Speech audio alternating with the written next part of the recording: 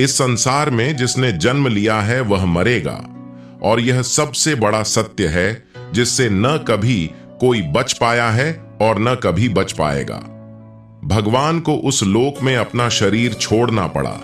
जिनकी आत्मा को मृत्यु के बाद आशीर्वाद मिलता है, उनके लिए कई तरह के नियमों का पालन किया जाता है। नियमों में से एक यह है कि अंतिम नवीनीकरण के बाद घर लौटते समय पीछे मुड़कर न देखें। लेकिन आज मैं आपको इस वीडियो में बताने जा रहा हूं कि ऐसा क्यों है। उससे पहले दोस्तों, अगर आप भगवान श्री कृष्ण के भक्त हैं तो कमेंट में जय श्री कृष्ण जरूर लिखें। गरुड़ पुराण के अनुसार मृत्यु के बाद 13 दिनों तक आत्मा अपने प्रियजन के साथ ही रहती है, इसलिए वह अपने शरीर का मोह कभी नहीं छोड़ पाता। उसके मृत शरीर को देखकर वह बहुत दुखी होता है। वह बार बार उसके मृत शरीर में प्रवेश करने की कोशिश करता है, लेकिन यम उसे बांध नहीं पाता है। उसके सभी दुखों का कारण मोह है। इस भ्रम को दूर करने के लिए अंतिम संस्कार के दौरान उनके शरीर का अंतिम संस्कार कर दिया गया। इसका मतलब यह है कि अब आप इस संसार का मोह माया छोड़ दें। हमने भी तुम्हारा साथ छोड़ दिया है।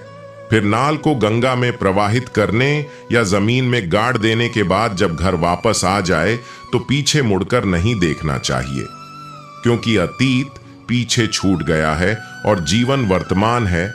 आत्मा को अतीत को भूलकर नए जीवन की ओर जाना है, और हमें भी इसे भूलकर नए जीवन की शुरुआत करनी है।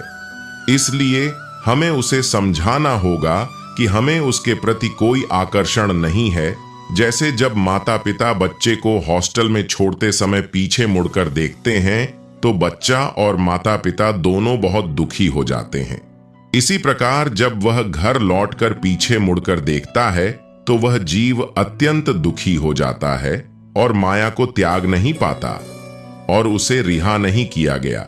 लेकिन यह प्रथा ज्ञानियों और भक्तों के लिए नहीं है, क्योंकि वे जानते हैं कि शरीर तो हमें त्यागना ही है, इसलिए उसे शरीर से कोई लगाव नहीं होता है। वह मरने के बाद सीधे वैकुंठ धाम चला जाता है। लेकिन उन प्राणियों के लिए यह बहुत कठिन है जिन्होंने जीवन भर शरीर को ही सत्य माना है। इसलिए शरीर का विचार त्यागें और उसके बारे में सोचें स्वयं, तो आपका जीवन सुखी होगा और मृत्यु भी सुखमय होगी। हरे कृष्णा